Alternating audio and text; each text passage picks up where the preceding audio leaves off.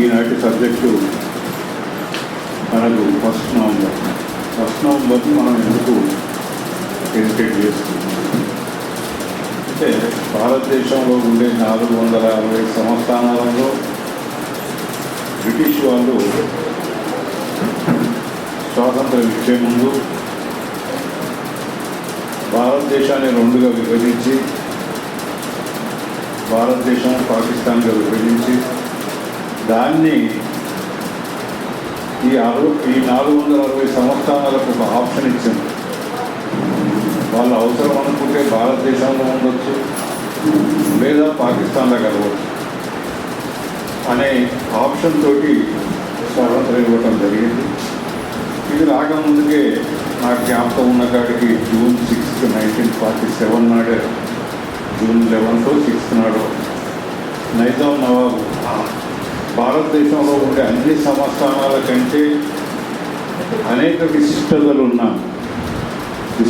అంటే జనం పెద్ద రాష్ట్రమే కాదు, పెద్ద సంస్థానమే కాకుండా దీనికి సొంత కరెన్సీ ఉండే, సొంత రైల్వే ఉండే, సొంత ట్రాన్స్పోర్ట్ ఉండే, అనేక పబ్లిక్ రంగ సంస్థలు ఆ రోజుల్లోనే ఇక్కడ ఉండే. ఇవన్నీ ఏదో ప్రజా సంక్షేమం కోసం చేసిండు అని నేనేమో అనుకుంటలేను, కానీ ఇవన్నీ కూడా ఆర్థికంగా లాభం వస్తుందని చెప్పే ఉద్దేశంతో అప్పుడు ఇవన్నీ ఈ రాష్ట్రంలో ఉండేది. వీటితో పాటు ఇండియన్ లాంగ్వేజ్, లోకల్ లాంగ్వేజ్ అయిన ఉర్దూలో ఇక్కడ విద్యాభ్యాసం కూడా ఉండేది. అది ఇండియన్ లాంగ్వేజ్. ఉర్దూ అంటే ఫారెన్ లాంగ్వేజ్ కాదు, మన పుట్టిందే భారతదేశంలో.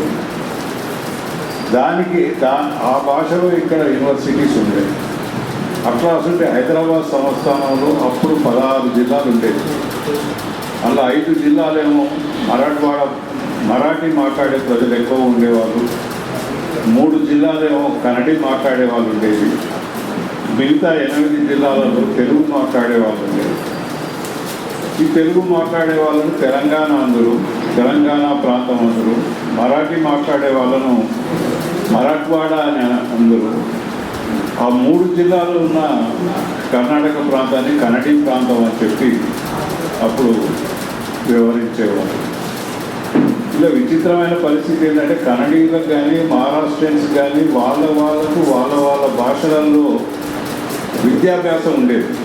ఎందుకంటే మహారాష్ట్రానికి చెందిన యూనివర్సిటీస్ వాళ్ళకు అప్లికేషన్ ఇచ్చింది.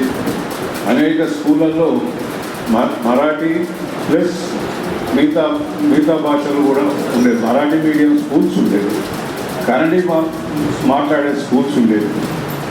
తెలుగు వాళ్ళకి మాత్రం తెలుగు మీడియం మాధ్యమ స్కూల్స్ ఉండకపోయేవి. ఎప్పుడో తెలుగు విద్యాలయం కావాలని చెప్పి ప్రయత్నం చేసినప్పుడు, మాడపాటి హనుమంతరావు వీళ్ళంతా ప్రయత్నం చేసినప్పుడు కూడా ఎవ్వరూ అప్లికేషన్ ఇవ్వలేదు. ఆంధ్ర యూనివర్సిటీ అప్లికేషన్ ఇవ్వలేదు. ఎందుకంటే నైజాం నవాబు ప్రతి సంవత్సరం ఆంధ్ర యూనివర్సిటీ కూడా 1 లక్ష రూపాయలు చందా ఇచ్చేవాడు. చందా బంద్ చేస్తాడేమో అనే ఉద్దేశంతో వాళ్ళు ఇవ్వలేదు. ఎవ్వరు ఇవ్వకపోతే ఆఖరికి నాగపూర్ యూనివర్సిటీ వాళ్ళు మన మరాఠీ మీడియంతో పాటు తెలుగు మీడియం పెట్టుకోవడానికి ఇచ్చారు, పర్మిషన్ ఇచ్చారు. ఇది 1911 ప్రాంతం, నాకు డేట్స్ మర్చిపోయినా చెబుతారు. దాన్ని కూడా అప్పుడు మాడపాటి హనుమంతరావు ఇదంతా కలిసి ఎక్కడ పెట్టిందంటే కోటిలో పెట్టింది.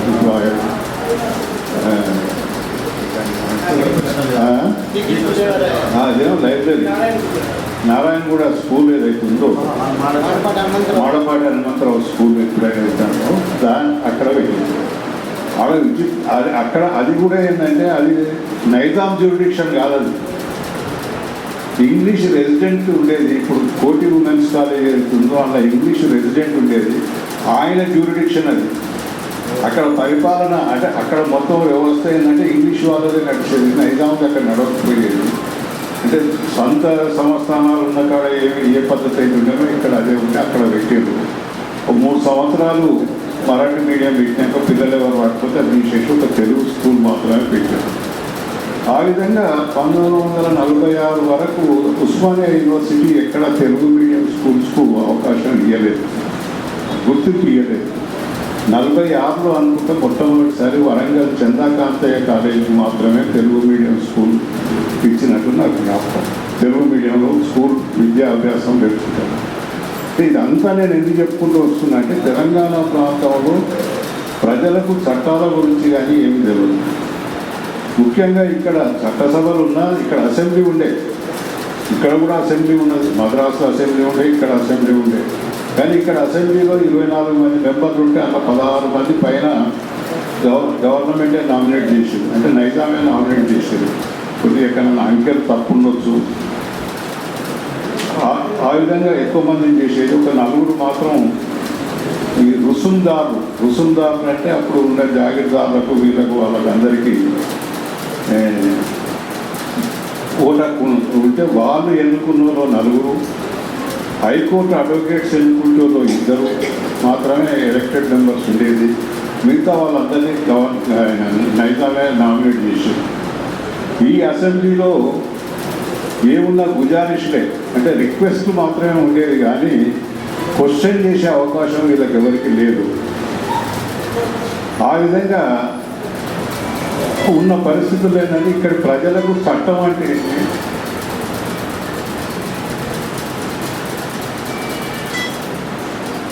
అంటే ఏది, చట్టాన్ని ఏ విధంగా చేయాలి, చట్టాన్ని మనకు అనుకూలంగా ఏ విధంగా మలుచుకోవాలి, how to make law and how to break law and how to utilize law అన్నది ఇక్కడ ప్రజలకు తెలియదు. అందులో ప్రత్యేకించి ఏంటంటే తెలుగు మాట్లాడే ప్రజలకు అసలే తెలియదు. ఆంధ్ర ప్రాంతంలో మద్రాసు ఏరియాలో ఉన్న కాడ అప్పటికి దాదాపు 19th సెంచరీ స్టార్టింగ్ నుంచే లోకల్ బాడీస్ ఉన్నాయి, గ్రామ పంచాయతీలు ఉన్నాయి, తాలూకా బోర్డ్స్ ఉన్నాయి, జిల్లా బోర్డ్స్ ఉన్నాయి. అక్కడ ఎమ్మెల్యేలు ఉన్నారు, అసెంబ్లీ నడిచేది, చట్టాలు ఎట్లా చేయాలి, ఏం చేయాలన్నది అక్కడంతా ఒక వివరణ ఉండే. కానీ మనకు వాటి గురించి తెలియదు. చట్టం అంటే మనకేందో తెలియదు. ఏమన్నా ఎక్కువైతే మన ప్రజలందరికీ ఎక్కువైతే గిరిదావర్ ఒక మాట చెప్పినట్టే అది పెద్ద కానూన్ అనే దూరంలో ఉండేవాళ్ళు. మన దగ్గర సామెత ఏముండే లక్కీక పక్కన ఒక మాట ప్రాబల్యం మనుషులు అనే పరిస్థితి తప్ప చట్టాన్ని ఎట్లా దాన్ని బ్రేక్ చేసి తనకు అనుకూలంగా చేయాలనే పరిస్థితి లేకుండా ఉంది. ఈ పరిస్థితుల్లో భారతదేశానికి స్వాతంత్రం వచ్చిన 13 నెలల తర్వాత నైజాం నవాబు భారతదేశంలో తన అప్పటికి అంటే 47 ఆగస్టు వరకు 5 రాష్ట్రాలు మాత్రం 5 స్టేట్లు మాత్రమే కలవకుండా మిగతా అన్నీ ఐదర్ పాకిస్తాన్ ఆరు భారతదేశంలో కలిసింది. 5 ఏంటంటే జమ్మూ కాశ్మీర్, జునాగఢ్, హైదరాబాద్ స్టేట్, తిరువాన్పూర్, ఇంకోటి ఏదో ఉండాలి. ఈ 4, 5 ఉండాలి. జమ్మూ కాశ్మీర్ ఎంబడే ఆయన కలిసిపోయాడు. జునాగఢ్ అనే పబ్లిసైట్ పెట్టి ప్రజాభిప్రాయ సేకరణ చేసి దాన్ని భారతదేశంలో కలిపారు. తిరువాన్పూర్ కూడా తర్వాత త్వరలోనే కలిసిపోయింది. ఒక హైదరాబాద్ స్టేట్ మాత్రమే పోలీస్ చర్య ద్వారా 13 నెలల తర్వాత ఇలా భారతదేశంలో విలీనం అయ్యింది, స్వతంత్ర భారతదేశంలో వచ్చింది. అంతకుముందు దాదాపు 240 సంవత్సరాలు ఈ ఆసఫ్జాయి వంశం కింద ఉన్న ఇది 7 తరాల తర్వాత వచ్చిన. అంతకుముందు కుతుబ్షాహి వాళ్ళు ఉండేది, వాళ్ళు 200 సంవత్సరాలు పరిపాలించింది. అంతకుముందు బహమనీ సుల్తాన్లు పరిపాలించింది. ఆ విధంగా కాకతీయుల తర్వాత ఈ విధంగా ఇక్కడ అంతా పరిపాలన అంతా జరిగిన ప్రజాస్వామ్య దేశంలో విలీనమైంది 48 సెప్టెంబర్ 17th నాడు. ఇది చారిత్రక సత్యం.